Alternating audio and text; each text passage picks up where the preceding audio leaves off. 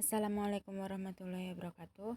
Sebelumnya izinkan saya mempresentasikan tugas mata kuliah budidaya tanaman hortikultura. Ini adalah cuplikan presentasi dari makalah yang sudah saya buat. Judulnya yaitu budidaya tanaman cabai. Panduan lengkap untuk pemula oleh saya sendiri Vivi Nurjana dengan NIM AG20012, Program Studi Agroteknologi, Fakultas Pertanian dan Peternakan, Universitas Ma'arif Nahdlatul Ulama Kebumen. Kita masuk ke latar belakang. Jadi tanaman cabai itu telah menjadi komoditi penting bagi masyarakat Indonesia. Selain dimanfaatkan sebagai bumbu dalam berbagai masakan, cabai juga memiliki nilai gizi tinggi seperti vitamin C, vitamin A, dan juga mineral yang bermanfaat bagi kesehatan. Budidaya tanaman cabai memiliki potensi ekonomi yang menjanjikan. Permintaan di pasar terus meningkat seiring pertumbuhan penduduk dan industri makanan. Namun, budidaya cabai juga menghadapi beberapa tantangan seperti serangan hama, penyakit, perubahan cuaca ekstrim, fluktuasi harga yang tinggi, serta keterbatasan teknologi petani. Oleh karena itu, perlu dilakukan upaya-upaya untuk meningkatkan produktivitas budidaya tanaman cabai. Untuk rumusan masalah yang saya ambil kali ini itu ada dua. Yang pertama, bagaimana cara meningkatkan produktivitas tanaman cabai, dan yang kedua itu apa saja upaya yang dapat dilakukan untuk mengatasi masalah hama dan penyakit pada tanaman cabai. Tujuan penelitiannya sendiri yaitu memberikan gambaran yang komprehensif mengenai budidaya tanaman cabai merah, mulai dari persiapan lahan, pemilihan varietas, teknik penanaman, pengendalian hama dan penyakit, hingga pasca panen. Selanjutnya, memberikan rekomendasi praktis bagi petani cabai dalam meningkatkan produksi dan kualitas cabai serta menahan tantangan-tantangan yang ada. Kita masuk ke manfaat penelitian. Manfaat dari penelitiannya sendiri yaitu bagi petani itu sebagai referensi dalam meningkatkan pengetahuan dan keterampilan dalam budidaya cabai. Dan bagi masyarakat juga pastinya bisa untuk sebagai sumber informasi mengenai pentingnya cabai dalam kehidupan sehari-hari dan upaya untuk mendukung petani cabai. Bagi pemerintah, manfaatnya yaitu sebagai bahan pertimbangan dalam menyusun kebijakan terkait pengembangan sektor pertanian, khususnya dalam budidaya cabai. Dan bagi kalangan akademisi, itu harapannya akan bermanfaat sebagai bahan kajian lebih lanjut dalam pengembangan ilmu pengetahuan dan teknologi pertanian. Jadi manfaat utamanya adalah memberikan panduan lengkap tentang budidaya tanaman cabai bagi pemula, sedangkan manfaatnya itu berguna bagi petani, pemerintah, akademi, dan juga masyarakat. Selanjutnya kita masuk ke klasifikasi tanaman cabai. Tanaman cabai merupakan tanaman perdu dari famili terong-terongan yang memiliki nama ilmiah Capsicum sp. Cabai berasal dari benua Amerika, tepatnya daerah Peru, dan menyebar ke negara-negara benua Amerika, Eropa, dan Asia termasuk negara Indonesia. Menurut klasifikasi dalam tata nama, dalam sistem tumbuhan, tanaman cabai itu termasuk dalam kategori kingdom tumbuhan dan juga divisi spermatophyta, yaitu menghasilkan biji. Dan untuk kelas-kelasnya itu bisa untuk kelas, spesies, ordo, famili, genus itu bisa banget dilihat seperti yang ada di tampilan layar. Selanjutnya kita masuk ke syarat tumbuh tanaman cabai. Jadi syarat tumbuh tanaman cabai sendiri itu meliputi iklim. Untuk iklim sendiri itu suhu sangat berpengaruh pada pertumbuhan tanaman. Demikian juga terhadap tanaman cabai. Suhu yang ideal untuk budidaya tanaman cabai adalah 24 sampai 280 derajat Celcius. Pada suhu tertentu seperti 150 derajat Celcius dan lebih dari 320 derajat Celcius, tanaman cabai akan menghasilkan buah yang kurang baik. Pertumbuhannya juga akan terhambat jika suhu harian di areal budidaya itu terlalu dingin. Selanjutnya ketinggian tempat. Ketinggian tempat untuk menanam cabai itu di bawah 1400 mdpl. Berarti cabai dapat ditanam pada dataran rendah sampai dataran tinggi. Di daerah dataran tinggi, tanaman cabai dapat tumbuh tetapi tidak mampu berproduksi secara maksimal. Selanjutnya syarat yang ketiga yaitu di tanahnya.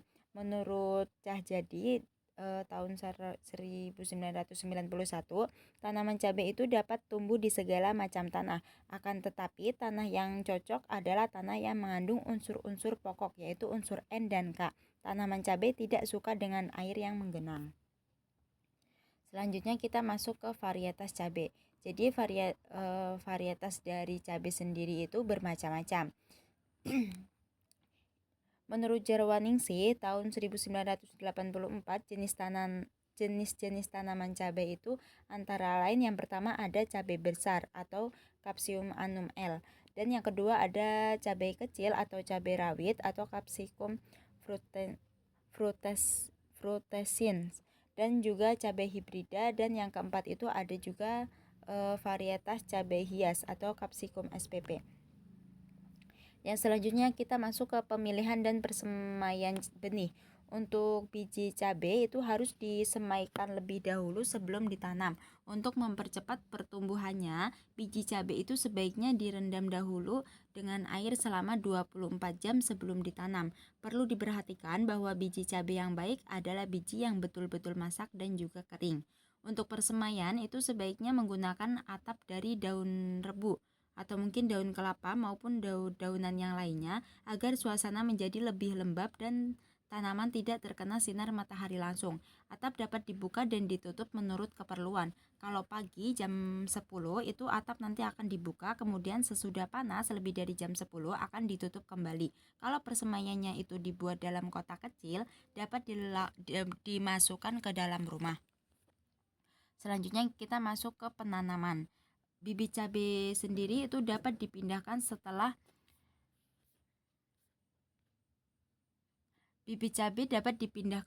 tumbuh tingginya kira-kira itu 15 cm di persemaian.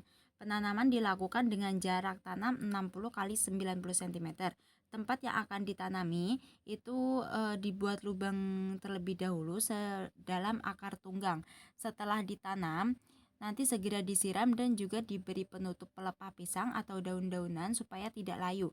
Bila semai berasal dari kantung plastik, maka kantung plastik harus disobek terlebih dahulu pelan-pelan sehingga media tanahnya tidak pecah. Selanjutnya di pemeliharaannya. Jadi untuk pemeliharaannya sendiri untuk tanaman cabai itu dibagi juga menjadi beberapa aspek. Yang pertama ada penyiraman, drainase, dan juga mulsa. Untuk tanaman cabai itu sebaiknya sering disiram, terutama pada saat musim kemarau karena tanahnya itu cepat kering. Tanaman yang terlalu lama kekeringan maka pertumbuhannya akan kerdil. Untuk menghindari kekeringan dapat menggunakan mulsa dari dedaunan maupun dari jerami padi. Mulsa dari daun itu lama-kelamaan akan menjadi pupuk organik sehingga menambah kesuburan tanah. Jika menanam cabai pada musim hujan, diusahakan jangan sampai tergenang air. Bila tanaman cabai terlalu lama tergenang air, akar-akarnya dapat menjadi busuk, daun mudah rontok, dan akhirnya tanaman akan mati.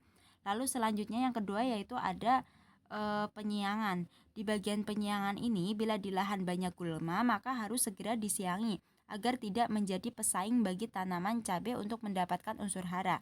Jika dalam jangka waktu lama gulma tidak segera disiangi, tanaman cabai akan menjadi kurus dan kerdil. Namun pencabutan gulma juga perlu dilakukan berhati-hati agar tidak merusak tanaman cabainya. Untuk mengurangi munculnya gulma, dapat juga menggunakan herbisida sebelum bibit cabai ditanam. Untuk pemeliharaan yang selanjutnya yaitu ada penggemburan. Untuk penggemburan sendiri, tanah yang terlalu padat itu harus digemburkan dengan cara dicangkul. Tanah yang gembur, peredaran udaranya menjadi lebih baik, sehingga perakaran menjadi lebih sehat. Dan pada waktu menggemburkan tanah itu juga harus hati-hati. Jangan terlalu dalam, sebab jika terlalu dalam nanti dapat merusak perakaran. Akar yang luka atau putus itu juga mudah terkena infeksi, sehingga tanaman menjadi sakit dan mati. Yang selanjutnya ada pemupukan. Untuk pemupukannya sendiri, tanaman cabai yang telah ditanam itu nanti sekitar 1 minggu juga udah bisa diberi pupuk. Dapat segera diberi pupuk dengan pupuk NK atau campuran urea dan KCl sebanyak 2 gram di setiap tanamannya. Pupuk SP36 itu tidak perlu diberikan lagi karena sudah diberikan sebelum penanaman sebagai pupuk dasar. Pada waktu melakukan pemupukan itu tidak boleh mengenai batang karena akan merusak batang. Nah, pada waktu tanaman berumur 2-3 minggu itu dipupuk lagi sebanyak 5 gram per pohonnya. Penggunaan pupuk daun maupun zat perangsang tumbuhan itu dapat diberikan sesuai dosis anjuran dalam label kemasannya. Lalu yang selanjutnya dalam pemeliharaannya itu juga kita masuk ke pengendalian hama dan juga penyakit. Itu termasuk pemeliharaan dalam perawatan tanaman. Untuk hama yang menyerang tanaman cabai itu biasanya ada ulat gelayak, kutu daun, lalat buah, trips. Itu biasanya sering banget menyerang tanaman cabai. Untuk ulat gelayak sendiri itu nanti akan merusak pada saat musim kemarau dengan cara memakan daun mulai dari bagian tepi hingga bagian atas maupun bagian bawah daun cabai. Nah, serangan ini nanti akan menyebabkan daun-daun berlubang dan secara tidak langsung ya Kak, secara tidak beraturan itu proses fotosintesis bakal akan terhambat. Dan untuk ulat gelayak ini juga terkadang memakan daun cabai sehingga menyisakan tulang daunnya saja. Otomatis produksi buah cabai juga pasti akan menurun. Yang untuk hama selanjutnya itu ada kutu daun. Nah, untuk hama ini itu menyerang tanaman cabai dengan cara menghisap cairan di daun, pucuk maupun tangkai bunga dan juga bagian tanaman lainnya. Serangan berat itu menyebabkan daun-daun melengkung, keriting, belang-belang kekuningan dan akhirnya akan rontok sehingga produksi tanaman cabai juga pastinya akan menurun. Hama yang selanjutnya itu ada lalat buah. Untuk lalat buah sendiri itu menyerang buah cabai dengan cara meletakkan telurnya di dalam buah cabai. Jadi telur tersebut nanti akan menetas menjadi ulat atau larva ya, dan ulat inilah yang akan merusak buah cabai. Jadi nanti buah cabainya itu akan mengalami pembusukan, jadi akan rusak dan sehingga menggagalkan hasil panen. Dan yang biasanya menyerang tanaman cabai itu juga ada hama trips. Untuk hama trips ini menyerang hebat pada musim kemarau juga dengan memperlihatkan gejala serangan strip-strip pada daun dan berwarna keperakan.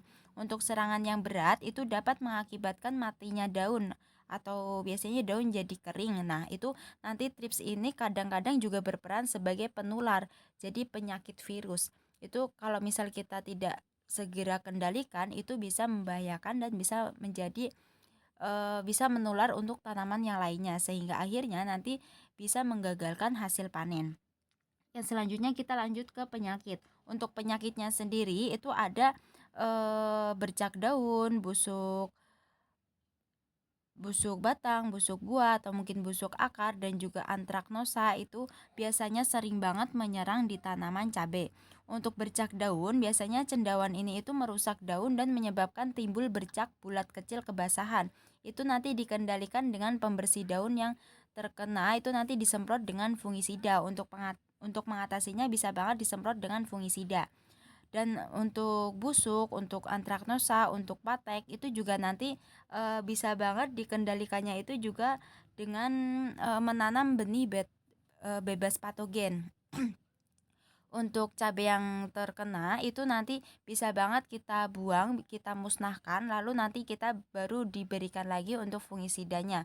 Jadi kalau memang sudah parah bisa banget kita cabut saja, kita buang jauh-jauh, kita musnahkan. Dan setelah itu bisa kita obati, kita cegah, kita lindungi lagi menggunakan fungisida. Dan biasanya untuk penyakit yang menyerang tanaman cabai itu juga ada yang namanya layu fusarium, layu bakteri itu juga sering banget menyerang tanaman cabai. Untuk cendawan ini itu hidupnya di tanah masam, jadi menyebabkan pemucatan atau layu tulang pada daun di sebelah atas, tangkainya juga menunduk dan biasanya layu-layuan itu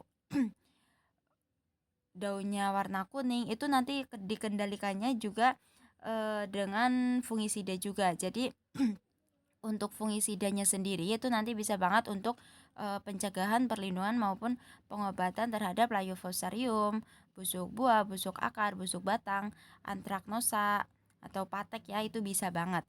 Dan untuk yang selanjutnya, untuk slide selanjutnya kita masuk di tahap panen. Untuk panen sendiri, pemanenan itu nanti ketika tanaman cabai itu berumur 75 sampai 85 hari setelah tanam. Ditandai dengan buahnya padat dan warnanya merah menyala. Buah cabai siap dilakukan pemanenan pertama kalau misal sudah memasuki kriteria ciri-ciri tersebut. Untuk umur panen cabai itu tergantung varietas yang digunakan, lokasi penanaman dan kombinasi pemupukan yang digunakan serta kesehatan tanaman. Jadi tanaman cabai dapat dipanen itu setiap 2 sampai 5 hari sekali atau mungkin tergantung dari luas penanaman dan kondisi pasarnya juga. Yang selanjutnya kita masuk ke pasca panen. Menurut Anonim 2009, penanganan pasca panen tanaman cabai adalah hasil panen yang telah dipisahkan antara cabai yang sehat dan yang rusak.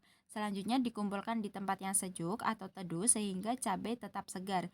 Setelah buah cabai dikelompokkan berdasarkan kelasnya, maka pengemasan perlu dilakukan untuk melindungi buah cabai dari kerusakan selama dalam pengangkutan. Kemasan dapat dibuat dari berbagai bahan dengan memberikan ventilasi. Cabai siap didistribusikan ke konsumen yang membutuhkan cabai segar. Yang selanjutnya kita masuk ke kesimpulan. Jadi untuk kesimpulannya, bagaimana sih cara meningkatkan produktivitas tanaman cabai itu? Nah, ada beberapa cara yang dapat kita lakukan untuk meningkatkan produktivitas tanaman cabai merah. Antara lain, yang pertama kita bisa banget untuk memilih varietas unggul yang memiliki daya hasil tinggi dan tahan hama dan juga penyakit. Varietas seperti cabai merah besar dan cabai merah hibrida itu pada umumnya memiliki produktivitas lebih tinggi dibandingkan varietas lainnya. Dan untuk cara yang lainnya, kita juga bisa menerapkan sistem budidaya yang intensif dengan jarak tanam yang lebih rapat, misalkan 60 kali 40 cm. Nah, hal ini bisa banget untuk bertujuan memanfaatkan lahan secara maksimal. Dan untuk cara yang ketiga yaitu melakukan pemupukan secara teratur dan dosis tepat dengan pupuk N. Yang keempat itu ada menerapkan teknik irigasi yang tepat agar tanaman tidak pernah kering. Irigasi tetes-tetes juga bisa banget untuk menghemat penggunaan udara.